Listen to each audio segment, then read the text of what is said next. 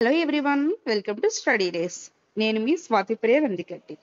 So మనం ఈరోజు ఈ వీడియోలో ఆల్రెడీ టెన్సెస్ మీద నేను బిట్స్ చేశాను కదా. ఆ బిట్స్ చేస్తున్నప్పుడు ఇఫ్ క్లాస్కి మాత్రం నేను తర్వాత సపరేట్గా వీడియో చేస్తానని చెప్పాను. సో ఇది ఇఫ్ క్లాస్ వీడియో అండి ఈరోజు మనం చేసుకోబోయేది. అండ్ ఇఫ్ క్లాస్లో వచ్చేసరికి మొత్తం మనకి 4 పాయింట్స్ ఉంటాయండి. 4 పాయింట్స్ నేర్చుకుంటే సరిపోతాయి. వెళ్దాం, ఇఫ్ క్లాస్ ఆ 4 పాయింట్స్ కూడా చూద్దాము. అంతకంటే ముందు ఇఫ్ క్లాస్కి మరొక పేరేంటో చెప్తాను, జాగ్రత్తగా వినండి. దాన్ని మనం కండిషనల్ క్లాస్ అని కూడా అంటాము. కండిషన్ క్లాస్, కండిషన్ అంటే ఏంటంటే షరతులండి. షరతులు వర్తిస్తాయి. మనం ఏదైనా సరే ఒక వస్తువు కొంటున్నప్పుడు ఫర్ ఎగ్జాంపుల్ కొన్ని కండిషన్స్ అనేవి ఉంటాయండి. కొన్ని డిస్కౌంట్స్ ఉంటాయి, కొన్ని కండిషన్స్ కూడా ఉంటాయి. ఫర్ ఎగ్జాంపుల్ మనం ఒక బట్టల షాప్కి వెళ్ళాము, అక్కడ ఫ్లాట్ 50% ఆఫ్ అన్నారు. సో వెంటనే మనం ఏం చేస్తాం, అబ్బో 50% ఆఫ్ కదా అని ఏదైనా ఒక శారీ సెలెక్ట్ చేసుకుంటాం. కానీ దాని మీద వాళ్ళు ఫుల్ రేటే వేస్తారు, ఆఫ్ ఏం వేరు. అదేంటి 50% ఆఫ్ ఉన్నారు కదా అని అడిగితే వాళ్ళు ఏమంటారు, కండిషన్స్ అప్లై మేడం, అన్నిటి మీద కాదు, కేవలం ఆ పర్టికులర్ శారీస్ మీద మాత్రమే ఆఫ్ ఇస్తున్నాం అంటారు. అంటే మనం అవన్నీ అనుకుంటాం కానీ అక్కడ కూడా కండిషన్స్ అప్లై, అన్నిటికీ కాదు. అదే విధంగా మీ ఇంట్లో చిన్నపిల్లలు కానీ, ఇప్పుడు నా చిన్నపిల్లల్ని మీరు చూసినట్లు ఉంటే వాళ్ళు అన్నం తినడానికి చాలా మారం చేస్తారు. అలాంటప్పుడు మనం వాళ్ళకి ఇష్టమైనవి ఏమైనా ఇస్తాను అంటే వాళ్ళు తినేస్తారు. ఫర్ ఎగ్జాంపుల్ కొంతమందికి పిల్లలకి ఫోన్స్, ఈ రోజుల్లో ఫోన్ ఎక్కువ అలవాటు అయిపోయింది కదా, ఫోన్ ఇస్తానంటే తింటారు. చాక్లెట్ కానీ, సో ఏదైనా వాళ్ళకి కావాల్సింది మనం ఇస్తాము, కండిషన్స్ పెడతారు వాళ్ళు, అది ఇస్తానంటేనే తింటాను అని. సో ఇది కూడా అంతేనండి, ఓకేనా. సో ఇక్కడ మన లైఫ్లో అయితే కనుక చాలా కండిషన్స్ ఉంటాయి, కానీ ఇక్కడ ఇఫ్ క్లాస్లో మాత్రం 4 కండిషన్సే ఉంటాయండి. ఆ 4 కండిషన్స్ గురించి కూడా మనం నేర్చుకుందాం, ఓకేనా. రైట్, వినండి. అండ్ క్లాస్ అంటే ఏంటంటే ఇది సబ్జెక్ట్ వెర్బ్ ఉంటుంది, ఫుల్ మీనింగ్ ఇస్తుంది. ఒక సెంటెన్స్ లో కనుక సబ్జెక్ట్ వెర్బ్ ఉండి ఫుల్ మీనింగ్ ఇస్తే దాన్ని క్లాస్ అంటాం, ఓకేనా. ఈ క్లాస్ అనేది 2 రకాలుగా ఉంటుంది. ఒకటి subordinate class, 2 main class. Subordinate class ఏమో పక్క సెంటెన్స్ మీద డిపెండ్ అయ్యి మీనింగ్ ఇస్తుంది. మెయిన్ క్లాస్ ఏమో ఎవరి మీద డిపెండ్ అవ్వకుండా మీనింగ్ ఇస్తుంది. ఇప్పుడు ఇఫ్ క్లాస్ లో ఇద్దరు ఉంటారు, సబార్డినేట్ క్లాస్ ఉంటుంది, మెయిన్ క్లాస్ కూడా ఉంటుంది. ఇప్పుడు ఏ కండిషన్ లో ఏ క్లాస్ ఎలా ఉంటుంది తెలుసుకోవడం మన కాన్సెప్ట్ ఇప్పుడు, ఓకేనా.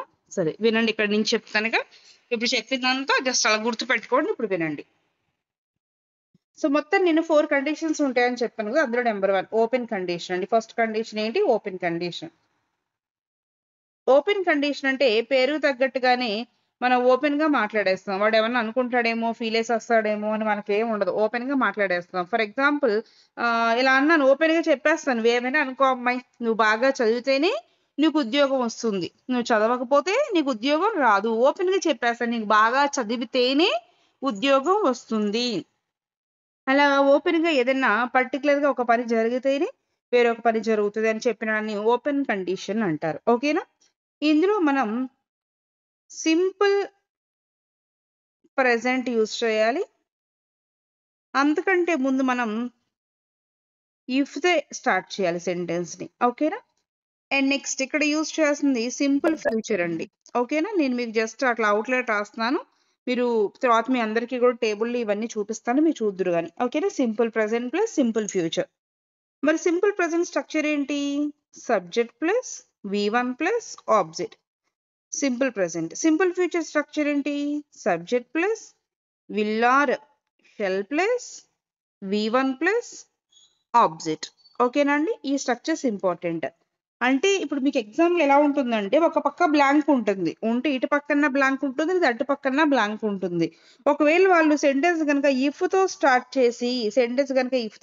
చేసి వాళ్ళు ఇక్కడ బ్లాంక్ ఇచ్చేసారు, కానీ V1 అని ఇటు పక్కన ఇచ్చారు.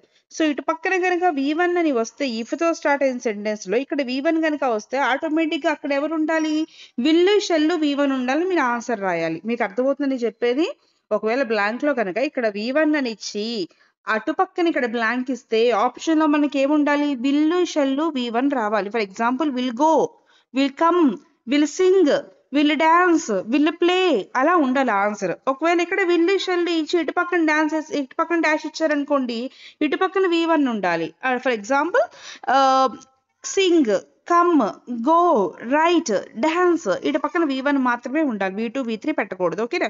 ఇక్కడ విల్లు షెల్ V1 ఉంటే అటు పక్కన అలా ఉండాలి, ఇక్కడ ఎలా ఉంటే అలా ఉండాలి. అంటే ఒకదాని మీద ఒకటి డిపెండ్ అవ్వాలన్నమాట. ఇక్కడ మీరు స్ట్రక్చర్స్ మీకు ఎగ్జామ్ పాయింట్ ఆఫ్ వ్యూ ఎంతవరకు అవసరమో అంతవరకే చెప్తున్నాను.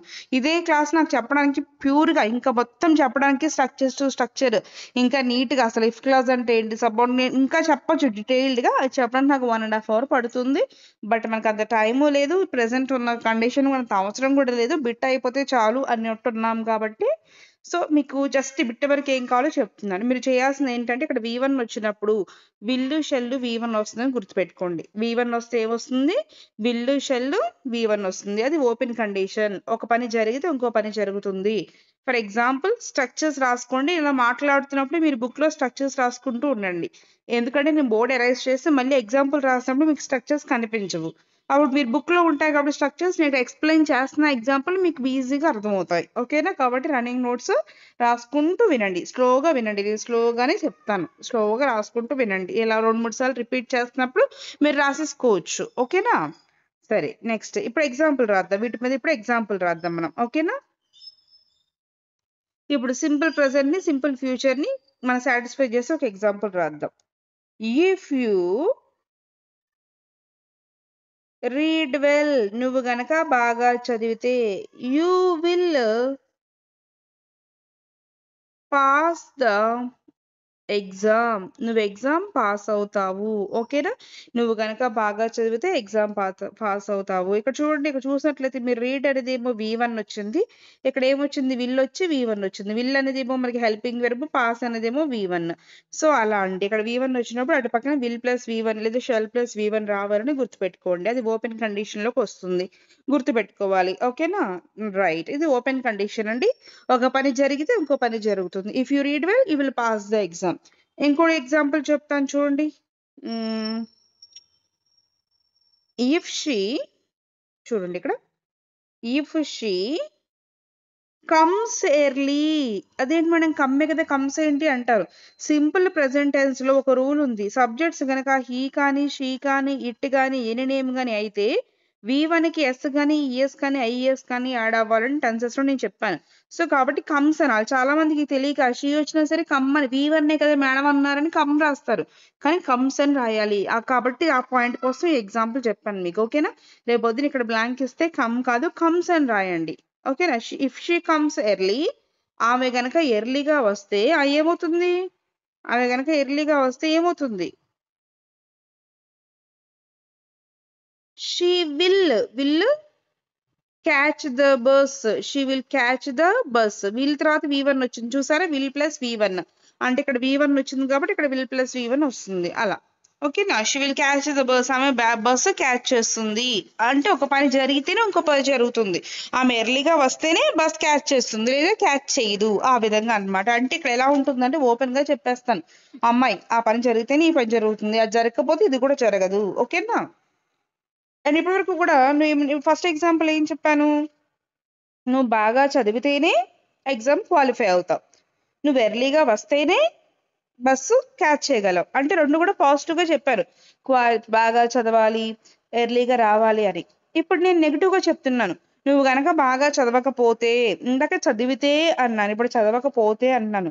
నువ్వు ఎర్లీగా వస్తే అన్నాను, ఇప్పుడు ఏమంటున్నాను? నువ్వు ఎర్లీగా రాకపోతే అంటున్నాను. అంటే నెగిటివ్ లో చెప్తున్నాను, నువ్వు రాకపోతే అది కూడా రాదు, అలా అన్నమాట. ఓకేనా? ఫర్ ఎగ్జాంపుల్ చూడండి ఎలా ఉంటుంది ఎగ్జాంపుల్.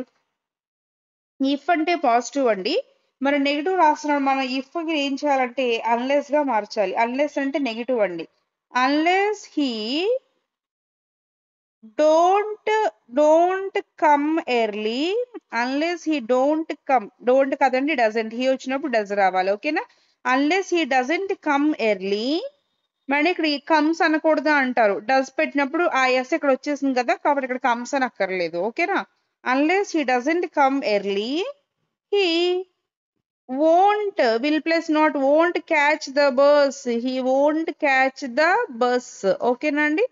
సో ఇక్కడ ఇప్పుడు ఈ ఎగ్జాంపుల్ చూడండి, అందరూ కూడా చాలా చాలా ఇంపార్టెంట్. 3 ఎగ్జాంపుల్స్ కూడా 3 మోడల్స్ లో చెప్తున్నాను. ఇక్కడ కూడా మీకు టైం వేస్ట్ చేయకుండా కరెక్ట్ గా ఒక్కొక్క ఎగ్జాంపుల్ ఒక్కొక్క మోడల్ కవర్ చేసేస్తున్నాను. ప్రతి ఎగ్జాంపుల్ ఇంపార్టెంట్, ఎగ్జాంపుల్స్ కదా అని స్కిప్ చేసుకోకండి. ఓకేనా? అన్లెస్ అంటే నెగిటివ్, అంటే రాకపోతే. ఓకేనా? ఒకటి జాగ్రత్తగా అబ్జర్వ్ చేయండి. ఫస్ట్ సెంటెన్స్ లో మాత్రం చూడండి అందరూ కూడా. Unless he doesn't come early అన్నాను. అన్లెస్ అంటేనే రాకపోతే. మళ్ళీ ఇక్కడ నాట్ అవసరం అంటారా, డస్ నాట్ అవసరం అంటారా? అవసరం లేదు. మళ్ళీ మనం డస్ నాట్ రాయకూడదు. ఎందుకంటే అన్లెస్ అంటేనే నెగిటివ్ కదా. మళ్ళీ ఇంకో నెగిటివ్ ఎందుకు సేమ్ సెంటెన్స్ లో? ఒక నెగిటివ్ సరిపోతుంది. కాబట్టి ఎప్పుడన్నా అన్లెస్ ఇచ్చి ఇక్కడ డజంట్ గానీ డోంట్ గానీ డిడెంట్ గానీ ఇస్తే ఉండకూడదని చెప్పండి. ఓకేనా? ఇప్పుడు ఈ డజంట్ లేదు కాబట్టి ఎస్ కమ్స్ కి వచ్చేయాలి. ఇప్పుడు ఇక్కడ కమ్స్ పెట్టేసేయండి. అన్లెస్ హీ కమ్స్ ఎర్లీ, ఒకవేళ కనుక అతను ఎర్లీగా రాకపోతే ఏమవుతుంది? He won't catch the train, train catch చేయలేడు, ట్రైన్ క్యాచ్ చేయలేడు. Won't catch the train negative, అది నెగిటివ్ లో ఉండొచ్చు. మేడం ఇక్కడ అన్లెస్ ఉంది కదా, ఇక్కడ ఓంట్ రాస్తారా మళ్ళీ అంటే రాయొచ్చు. ఎందుకు రాయొచ్చు అంటే ఆ క్లాజ్ వేరు ఈ క్లాజ్ వేరు, ఇదంతా సబార్డినేట్ క్లాజ్, ఇదంతా మెయిన్ క్లాజ్. ఓకేనా? కాబట్టి రాయొచ్చు, నో ప్రాబ్లం. సో ఈ 3 పాయింట్స్ ఓపెన్ కండిషన్ కి సంబంధించినవి చాలా జాగ్రత్తగా గుర్తుపెట్టుకోండి. ఎగ్జామ్ లో గనక ఇటు పక్కన V1 ఉంటే అటు పక్కన విల్ శైలిలో ఉండాలి అనే పాయింట్ గుర్తుపెట్టుకోండి. అదే విధంగా సబ్జెక్ట్స్ కనుక హీ కానీ షీ కానీ ఇట్ కానీ ఎనీ నేమ్ కానీ ఉంటే V1 కి ఎస్ కానీ ఈఎస్ కానీ రన్స్ కమ్స్ గోస్ ప్లేస్ అలా ఉండాలని గుర్తుపెట్టుకోండి. అండ్ అదే విధంగా అన్లెస్ వచ్చినప్పుడు అన్లెస్ ఉన్న క్లాస్ లో మళ్ళీ నెగిటివ్ వర్డ్ రాకూడదని గుర్తుపెట్టుకోండి. ఈ 3 పాయింట్స్ గుర్తుంటే చాలు. ఇలాంటి కండిషన్ లో ఎలాంటి బిట్ వచ్చినా సరే మనం ఈజీగా చేసేయచ్చు. ఓకేనమ్మా? నెక్స్ట్ కండిషన్ చూద్దాం. I hope you understand this condition. And second condition on screen. Open condition అయిపోయింది. ఓకేనా? నెక్స్ట్ కండిషన్ సింపుల్ గానే ఉంటుంది. నెక్స్ట్ చూడండి అందరూ కూడా.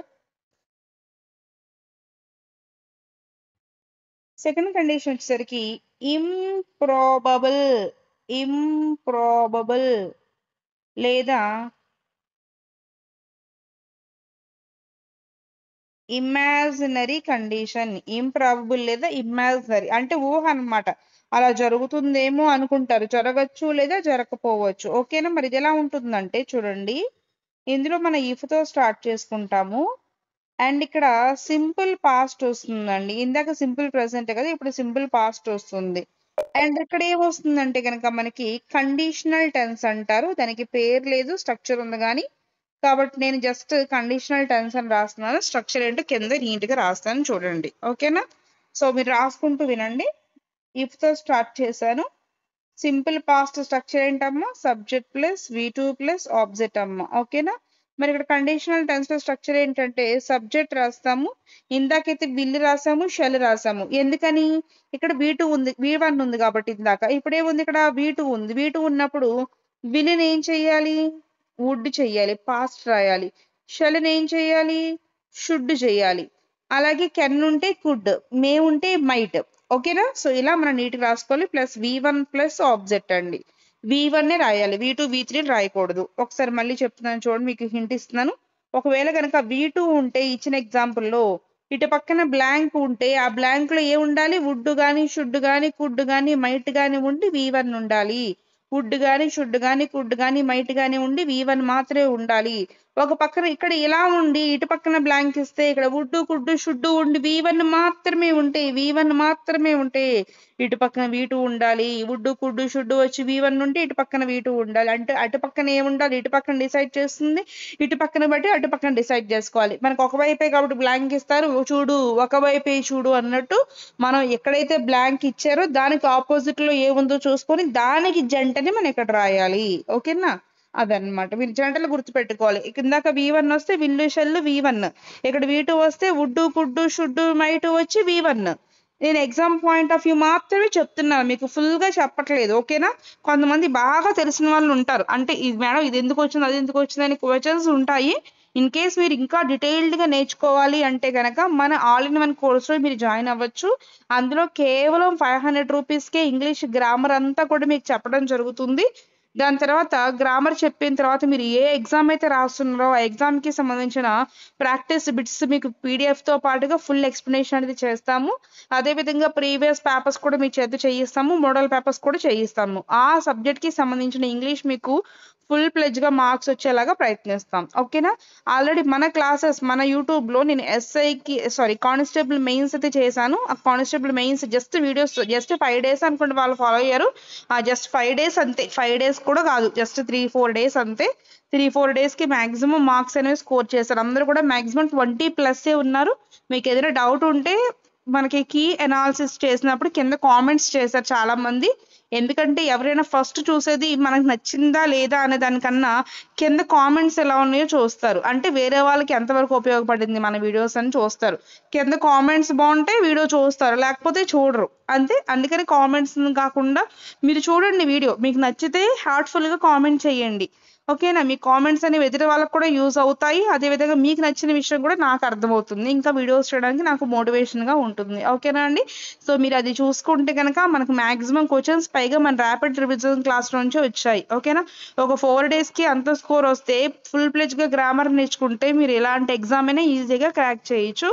అండ్ మీకు గ్రామర్ నాలెడ్జ్ ఉంటే రేపొద్దున మీ పిల్లలకి చెప్పుకోవడానికైనా సరే, మీ ఇంట్లో మీ బంధువులకి చెప్పుకోవడానికైనా మీకు ఇంగ్లీష్ అనేది చాలా బాగా యూజ్ అవుతుంది. ఓకేనా అండి? రేపొద్దున మీ పిల్లలకి ఇంగ్లీష్లో ఏదైనా డౌట్ వచ్చినా మీరు చెప్పగలిగేలా ఉండాలి. సో ఒకవేళ మీరు ఇంగ్లీష్ టీచింగ్కి చెయ్యాలి సిచ్యువేషన్, మీకు ఒకవేళ లైఫ్లో టీచర్గా ఒకవేళ వెళ్ళాలి అనుకుంటే కనుక మన క్లాసెస్ అనేవి మీకు అన్ని విధాలుగా ఏ విధంగా అయినా లైఫ్లో సెటిల్ అవ్వడానికి పనికొస్తాయండి. ఓకేనా?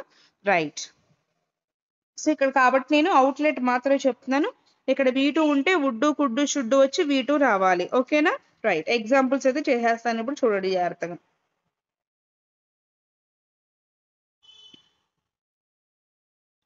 So example on screen now. If you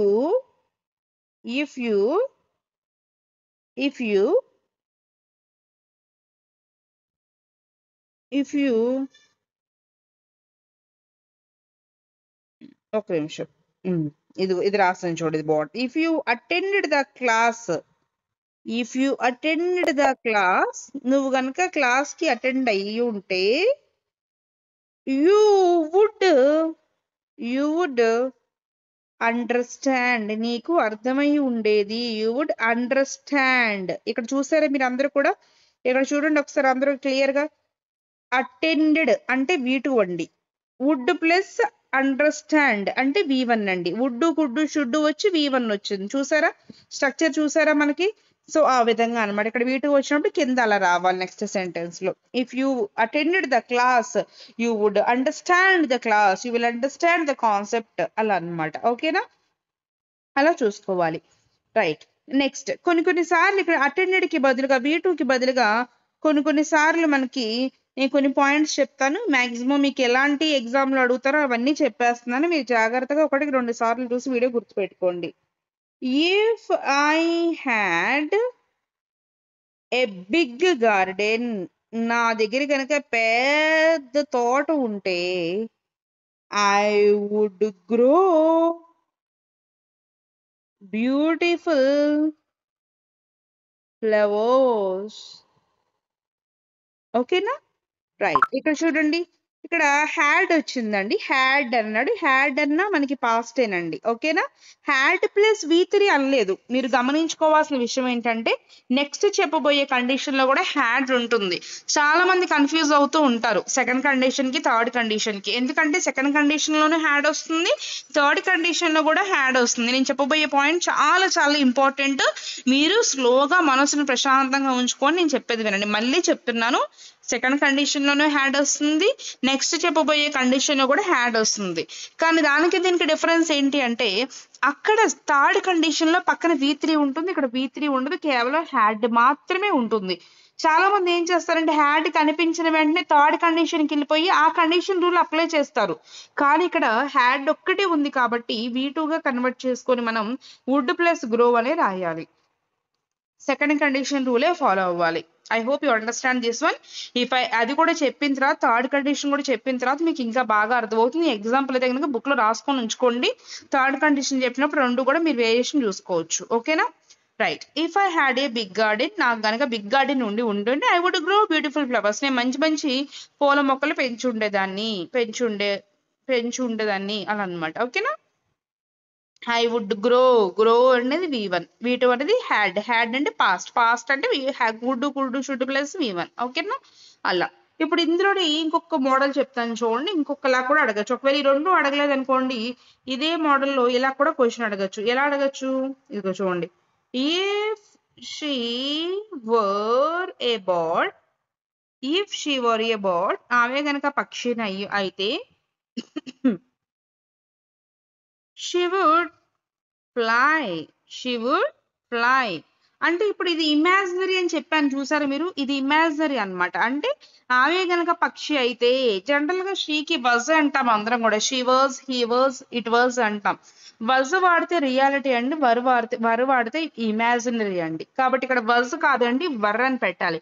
కేవలం అది ఇఫ్ లో మాత్రమే వస్తుంది. ఇఫ్ లో కాకుండా ఇంకెక్కడైనా సరే షీ వజ్ అనే అంటాం, హీ వాజ్ అనే అంటాం. ఓకేనా? కానీ ఇక్కడ మాత్రమే ఐ వచ్చినా ఏదొచ్చినా సరే వర్రే రావాలి. ఓకేనా? వర్రే రావాలి. If she were a bird, ఆమె గనక పక్షి అయితే, ఆమె పక్షి అవుతుందా అండి?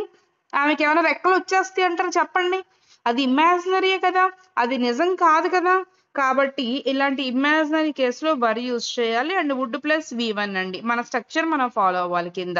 కాబట్టి ఇప్పుడు V2 వచ్చినా, ఓన్లీ హ్యాడ్ వచ్చినా, వర్ వచ్చినా మీరు పెట్టాల్సిన స్ట్రక్చర్ ఏంటి? అటు పక్కన వుడ్ ప్లస్ V1. ఏంటండి? Would plus V1. ఇది మాత్రమే ప్లేస్ చేయాలి. ఓకేనా? ఒకవేళ వుడ్ ప్లస్ ఇది వస్తే కనుక వీటిల్లో ఏదైనా ఇటు పక్కన మనం ప్లేస్ చేసుకోవచ్చు ఆప్షన్స్ ని బట్టి. రైట్? చాలా చాలా ఇంపార్టెంట్ అండి. 3 పాయింట్స్ ఉన్నాయి. ఖచ్చితంగా ఇందులోంచి అయితే బిట్ అడిగితే అడుగుతారు. ఎందుకంటే 3 పాయింట్స్ లో ఎవరొకరు ఒక పాయింట్ అయినా మిస్ అవుతారు అనేసి. ఓకేనా? ఇప్పుడు థర్డ్ కండిషన్ లోకి వెళ్ళిపోదాం. ఇంకా 2 కండిషన్స్ ఉన్నాయి అంతే. థర్డ్ కండిషన్ చూసిన తర్వాత ఫోర్త్ కండిషన్ చాలా సింపుల్ గా ఉంటుంది. ఓకేనా? మీకు అర్థమవుతుందా అండి? అర్థమవుతున్నట్లయితే కనుక వెంటనే లైక్ బటన్ అయితే కనుక ప్రెస్ చేయండి. నాకు కొంచెం హ్యాపీగా ఉంటుంది. మీకు అర్థం అవడం కంటే నాకు ఇంకేం కావాలి చెప్పండి. సో అది. అండ్ అదే విధంగా మంచిగా అర్థమైతే కనుక కామెంట్ కూడా చేయండి. ఓకేనా? థర్డ్ కండిషన్ చూడండి. Unfulfilled condition, unfulfilled condition. ఓకేనా అండి? అప్పుడు అన్ఫుల్ఫిల్డ్ కండిషన్ ఎలా ఉంటుంది అంటే అన్ని లేదు, దీన్ని ఇంపాసిబుల్ కండిషన్ అంటారు. అంటే అసలు జరగదు అనమాట, అసలు జరగడానికి ఛాన్సే లేదు ఇది. ఓకేనా? చూడడానికి థర్డ్ కండిషన్ సెకండ్ కండిషన్ ఒకలాగే ఉంటది, కానీ కొంచెం చిన్న తేడా ఉంటుంది అంతే. ఓకేనా? చూడండి ఇక్కడ ఇఫ్ ప్లస్ ఇక్కడ ఏం వాడతారు? పాస్ట్ పర్ఫెక్ట్ వస్తుందండి, పాస్ట్ పర్ఫెక్ట్ వస్తుంది. అండ్ ఇక్కడ ఇక్కడ ఏమొస్తుందంటే చూడండి అందరు కూడా ఒకసారి, ఇక్కడ కండిషనల్ టెన్స్ అండి, దానికి పేరు లేదు, జస్ట్ కండిషనల్ టెన్స్ అంటాను అంతే. నేను స్ట్రక్చర్ రాస్తాను చూడండి. ఇఫ్ ప్లస్ పాస్ట్ పర్ఫెక్ట్ అంటే స్ట్రక్చర్ ఏంటి? Subject plus had plus V3 plus object. ఓకేనా? అండ్ ఇక్కడ స్ట్రక్చర్ ఏంటంటే సబ్జెక్ట్ ప్లస్ కొంచెం లెంత్ గా ఉంటుంది ఈ స్ట్రక్చర్ చూడండి. వుడ్ కానీ, షుడ్ కానీ, కుడ్ కానీ, మైట్ కానీ వస్తుంది. Plus have plus V3 plus object అండి. హ్యావ్ వస్తుంది, V3 వస్తుంది, ఆబ్జెక్ట్ వస్తుంది. ఓకేనా? సరే చూడండి, ఇందాక నేను చెప్పిన దాంట్లో కేవలం హ్యాడ్ మాత్రమే వచ్చింది. ఇప్పుడు had plus V3, had plus V3 వస్తేనే ఇది ఫాలో అవ్వాలి మీరు. Would, could, should plus have plus V3, would, could, should plus have plus V3. ఓకేనా అండి? ఇప్పుడు ఇందులో ఇది ఒక్కటే అండి పాయింట్, దీన్ని ఎక్స్ప్లెయిన్ చేస్తాను చూడండి. ఎగ్జాంపుల్ కింద ఒకటి రాస్తాను నేను నీట్ గా. నెక్స్ట్ ఎగ్జాంపుల్ రాస్తున్నాను చూడండి స్క్రీన్ మీద. If she had asked me, had plus V3, I would have helped her. ఆమె కనుక నన్ను అడిగి ఉంటే నేను ఆమెకు హెల్ప్ చేసి ఉండేదాన్ని. I would have helped her. ఓకేనా? అలా అన్నమాట. సో హ్యాడ్ ప్లస్ V3 అండి, హ్యాడ్ ఆస్కర్ అంటే ఇక్కడ ఏమొచ్చింది? Would, could, should, have plus V3. చూసారా? అది రేపొద్దున మీకు ఎగ్జామ్ లో గనక V1 ఉంటే ఒకటి ఫాలో అవ్వండి, V2 ఉంటే ఒక రూల్ ఫాలో అవ్వాలి, హ్యాడ్ ప్లస్ V3 ఉంటే ఒక రూల్ ఫాలో అవ్వాలి. ఓకేనా అండి? రైట్. నెక్స్ట్ చూడండి, ఇక లాస్ట్ కండిషన్ అండి. లాస్ట్ కండిషన్ చెప్తాను, జాగ్రత్తగా వినండి. లాస్ట్ కండిషన్ జీరో కండిషన్ అండి. దీని పేరు ఏంటండి? Zero condition. Fourth condition, that is zero condition. ఇది ఎప్పుడు యూజ్ చేస్తారంటే యూనివర్సల్ ట్రూత్స్ చెప్పడానికి యూజ్ చేస్తాం. యూనివర్సల్ ట్రూత్స్ కానీ సైంటిఫిక్ ఫ్యాక్ట్స్ కానీ చెప్పడానికి యూజ్ చేస్తాం. ఇందులో రెండు కూడా సింపుల్ ప్రెజెంటే ఉంటాయి, రెండు సింపుల్ ప్రెజెంటే, రెండు కూడా సబ్జెక్ట్ ప్లస్ V1 ప్లస్ ఆబ్జెక్టే, సబ్జెక్ట్ ప్లస్ V1 ప్లస్ ఆబ్జెక్టే. మళ్ళీ మీకు డౌట్ వస్తుంది, అదేంటి మేడం ఇందాక V1 అన్నప్పుడు ఇక్కడ విల్లు షెల్లు రావాలని చెప్పావు కదా అన్నావు, విల్లు షెల్ రావాలి. ఎప్పుడు రావాలి? అది యూనివర్సల్ ట్రూత్ కాకపోతే రావాలి, సైంటిఫిక్ ఫ్యాక్ట్ కాకపోతే రావాలి. ఓకేనా? V1 ఉంటే ఒకసారి V1 వస్తుంది, ఒకసారి విల్లు షెల్ వస్తుంది. అది యూనివర్సల్ ట్రూత్ కానీ సైంటిఫిక్ ఫ్యాక్ట్ కానీ అయితే V1 పెట్టండి. అలా కాకుండా నార్మల్ సెంటెన్స్ అయితే విల్లు షెల్ V1 పెట్టండి. కన్ఫ్యూజ్ అవ్వకండి. ఓకేనా? నెక్స్ట్ చూడండి, అందరూ కూడా ఎగ్జాంపుల్ ఒకటి రాసేస్తే డైరెక్ట్ గా మీకోసం. If you heat water, if you boil water at 100 degrees C, ఏమవుతుంది? It evaporates. ఎవాపరేట్స్ అనేది V1, బాయిల్ అనేది కూడా V1. మేడం అదేంటి ఇక్కడ ఎవాపరేట్ అనుకుంటే ఎవాపరేట్స్ అన్నవి ఏంటి అంటారు. ఎందుకంటే ఇట్ కానీ, హీ కానీ, షీ కానీ, ఎనీ నేమ్ కానీ వచ్చినప్పుడు V1కి సింపుల్ ప్రెసెంట్ లో ఎస్ కానీ, ఈఎస్ కానీ, ఐఎస్ కానీ యాడ్ అవుతుంది. ఆ రూల్ మర్చిపోవద్దు. ఓకేనా? సో అలా ఉంటాయండి 4 కండిషన్స్ కూడా. ఈ 4 కండిషన్స్ లో మనకి ఏ కండిషన్ ఇచ్చైనా మనం బిట్ అడగచ్చు. ఓకేనా? ఒకసారి చూడండి అందరూ కూడా. కండిషన్ నెంబర్ 1 ఏంటండి? ఓపెన్ కండిషన్ అండి. ఓపెన్ కండిషన్ లో V1 ఉంటే అటుపక్కన ఎలా ఉండాలి? విల్ కానీ లేదా షెల్ కానీ వచ్చి V1 ఉండాలి. గుర్తుపెట్టుకోండి, V1 ఉండాలి. ఓకేనా? నెక్స్ట్ సెకండ్ కండిషన్ అండి. సెకండ్ కండిషన్ ఏంటండి?